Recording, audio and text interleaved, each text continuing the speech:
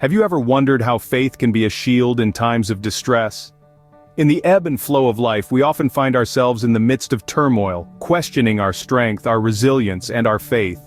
It is during these times when we feel most vulnerable that we search for solace and guidance. And what better place to find this much-needed solace than in the powerful words of Psalm 59, a poetic scripture that echoes with timeless wisdom. Psalm 59 speaks to us about the profound relationship between faith and distress. It invites us to delve deep into the realm of spiritual resilience and discover how faith can act as a beacon of light in our darkest hours. So, let's embark on this journey together. Let's unravel the profound wisdom encapsulated in Psalm 59 and see how it can guide us through our times of distress. In the next few minutes, we will explore Psalm 59 and unearth the treasures it holds. Allow us to dive into the beautiful verses of Psalm 59. And so it begins. Deliver me from my enemies, O God, protect me from those who rise up against me. Deliver me from evildoers and save me from bloodthirsty men. The plea is heartfelt, the cry for deliverance raw and real. See how they lie in wait for me, fierce men conspire against me for no offense or sin of mine, O Lord. These words echo the universal human experience of unjust persecution, of being targeted without reason. It's a cry that resonates with many, even today. O my strength, I watch for you. You, O God, are my fortress, my loving God. Suddenly the tone shifts. From desperation comes a declaration of faith. The psalmist acknowledges God as his strength, his fortress, his loving God. It's a powerful affirmation that in the midst of trials, God remains our stronghold. God will go before me, and will let me gloat over those who slander me. Confidence in divine intervention shines through here. It's a reassurance that God will always stand before us, guiding our path, and allowing us to rise above those who seek to bring us down. But do not kill them, O Lord our shield, or my people will forget. In your might make them wander about and bring them down. The psalmist requests not for the destruction of his enemies, but for their wandering and downfall. It's a plea for justice, not revenge. For the sins of their mouths, for the words of their lips, let them be caught in their pride. For the curses and lies they utter, consume them in wrath, consume them till they are no more. Here, the psalmist calls for accountability, for the sins of the mouth to be exposed, and for justice to be served. Then it will be known to the ends of the earth that God rules over Jacob.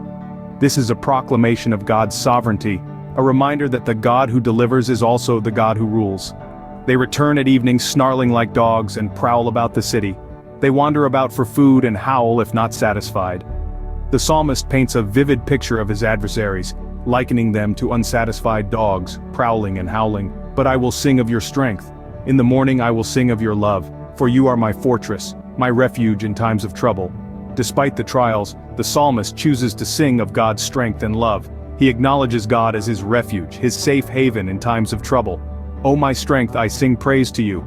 You, O God, are my fortress, my loving God. The psalm ends with a song of praise, a final affirmation of God's strength, love, and protection. It's a beautiful ending to a heartfelt plea, a testament to the enduring faith of the psalmist. Such profound words, aren't they? Now let's delve deeper into their meaning. The first theme we encounter in Psalm 59 is the plea for deliverance. Deliverance is a concept that rings through the entire psalm like a persistent echo in a vast canyon.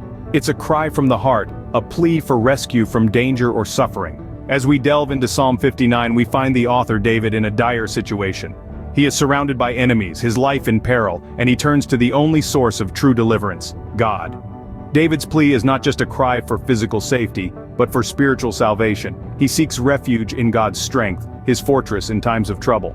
The theme of deliverance in Psalm 59 is not just about escaping physical harm, but about finding spiritual refuge in God amidst the storms of life. It's about recognizing our own limitations and trusting in the divine power that transcends them. The plea for deliverance in Psalm 59 is a raw, heartfelt cry that reveals David's deep faith in God. It shows us that even in the face of adversity, his trust in God remains unshaken. He believes in God's ability to deliver, to rescue, and to save. This is a theme that resonates with many of us today, as we too face various trials and tribulations. In the midst of his plea, David also acknowledges his enemy's ultimate fate. He understands that God will eventually deliver justice. This understanding is a significant part of the deliverance theme. It's about recognizing God's sovereignty and trusting in his ultimate plan, even when things seem bleak. The plea for deliverance in Psalm 59 is a powerful expression of faith and trust. It serves as a reminder that no matter how dire our circumstances, we can always turn to God for deliverance. Whether we're facing physical danger, emotional turmoil, or spiritual battles, God is our refuge and our deliverer. Deliverance, a powerful theme indeed, but there's more to Psalm 59. Another prominent theme in Psalm 59 is the portrayal of God as a fortress. Delving deeper into this biblical passage, we see the psalmist repeatedly referring to God as his fortress. This vivid metaphor serves to highlight the sense of safety and security that the psalmist experiences in his relationship with God. In the face of adversity and trials, the psalmist seeks refuge in God, just as one would in a fortress.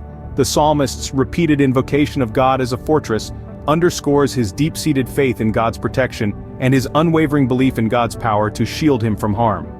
This theme of God as a fortress is not unique to Psalm 59. It's a recurring motif in many other psalms as well. But, in Psalm 59, this theme takes on a special significance. It is as if the psalmist is trying to convey that, no matter how dire the circumstance, no matter how formidable the foe, he has a fortress that is impregnable, a stronghold that is invincible. And that fortress is God. The depiction of God as a fortress serves to reassure the faithful of God's unyielding protection. It is a comforting image, one that instills confidence and inspires hope. It's a potent reminder that, even in the midst of turmoil, even when we're surrounded by threats, God is our fortress, our place of safety and security.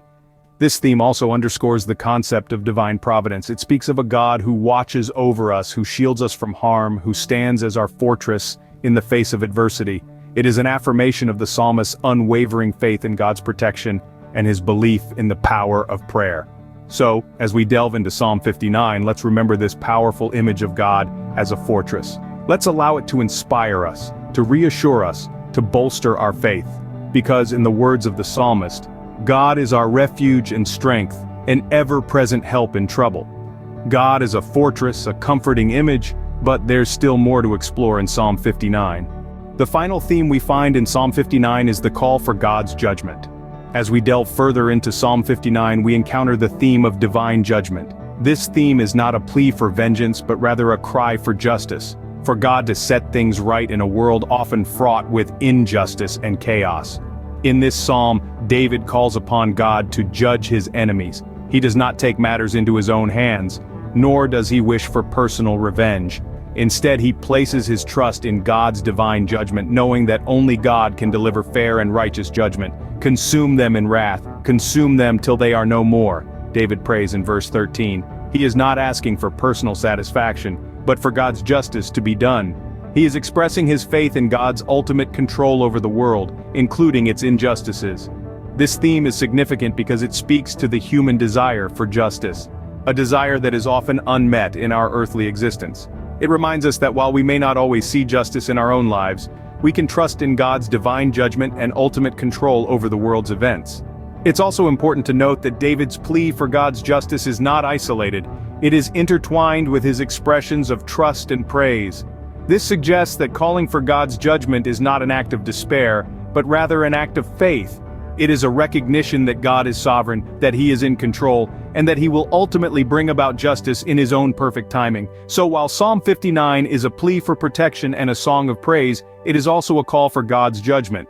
It encourages us to trust in God's ultimate control over our lives and the world around us, even in the face of injustice and adversity.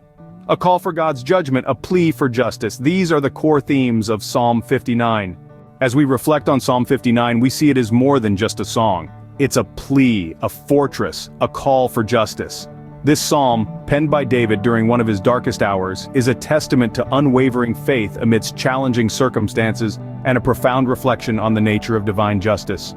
The first theme that resonates strongly is the plea for divine intervention. David cries out to God for deliverance from his enemies, demonstrating a deep trust in divine power. This trust is not limited to times of tranquility, but it is most profoundly expressed in times of peril.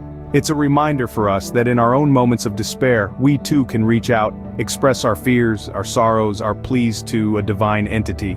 It's a testament that faith isn't just for times of peace, but a beacon in the storm. The second theme that emerges is the depiction of God as a fortress, a safe haven in times of danger. David seeks refuge in his faith, turning to God as his fortress and protector.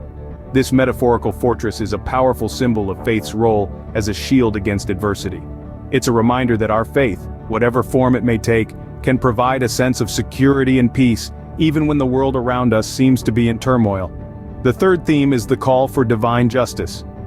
David does not seek personal revenge against his enemies. Instead, he calls upon God to judge and act justly. This is a potent reminder of the concept of divine justice, that there is a higher authority which sees and judges all actions. It's an encouragement to trust in the fairness of divine justice, to let go of personal vengeance, and to believe that every action has its consequence in a grander scheme. But what does this all mean for us today? The themes of Psalm 59 are not bound by time or culture. They resonate with the human experience, transcending boundaries and touching upon universal truths. The plea for help, the refuge in faith, and the call for justice are as relevant today as they were thousands of years ago. It's an invitation for us to reflect on our own lives. How do we react in times of trouble? Do we reach out for help? Or do we try to face our challenges alone?